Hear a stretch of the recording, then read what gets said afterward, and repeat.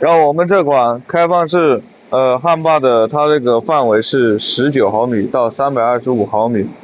然后刚才这个测的管径是90毫米，然后闭后是0.8毫米，然后现在我们来设置参数，选择这个，然后选择汉霸，它这个型号是168的。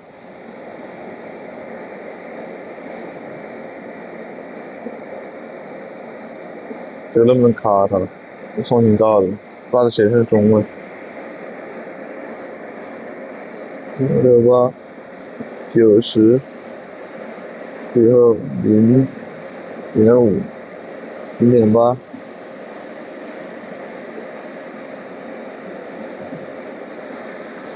然后这是上面你设置好的参数，然后下一步，然后把它存为，然后你随便选一个，可以选择10，然后保存，然后这个就是10，然后你设置的型号各种型号，然后这是无丝有丝的有丝模式，然后点开始焊接就可以了，然后这个开始。